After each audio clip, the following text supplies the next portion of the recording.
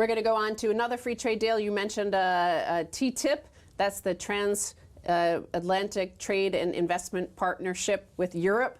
Well, Germany U-turns, torpedoes corporate sovereignty charter and trade agreements with U.S. and Canada, resistance grows. So there was an article that was overlooked amongst all the chaos around the rest of the world on July 28th in the German daily, I'll try to pronounce this, Süddeutsche Zeitung, which they said that the German government will not accept Ceta, C-E-T-A, the Canadian-European Trade Agreement, if it contains a corporate sovereignty chapter in its present form. So German EU diplomats confirmed in Brussels on Friday that the German federal government could not sign the agreement with Canada as it is now negotiated. Germany is in principle ready to initial the agreement in September, but the chapter on the legal protection of investors is problematic and currently not acceptable. Now, of course, this is the investor-state dispute settlements. So this is the thing that they're against now. They're suddenly against it, even though Germany was the first one to ever introduce these concepts decades ago.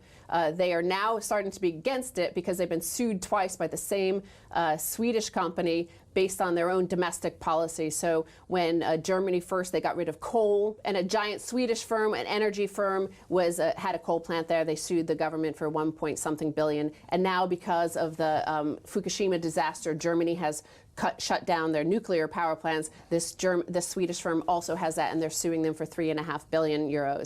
So Germany no longer wants these. Because Germany can compete. They can compete on their own merits. They have great workforce. They pay them a lot of money. They do world-class engineering work. They sell it abroad, and they make great trade balance, great work. They don't need the subsidies. They don't need the militarization of their chambers of commerce around the world, bombing people into accepting their products. They're just they're good workers. They make good products. They don't need that kind of support.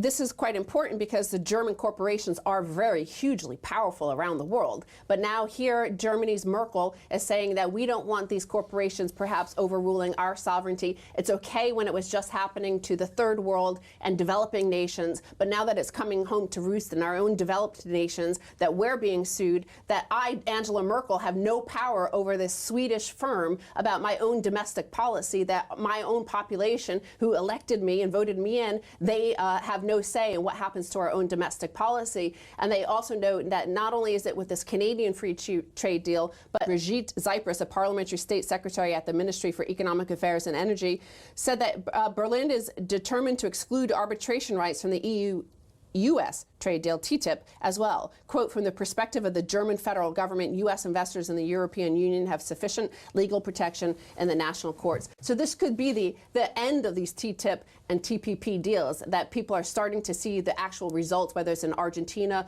or this Russian deal about, Yukos, that these corporations have rights above and beyond the sovereign.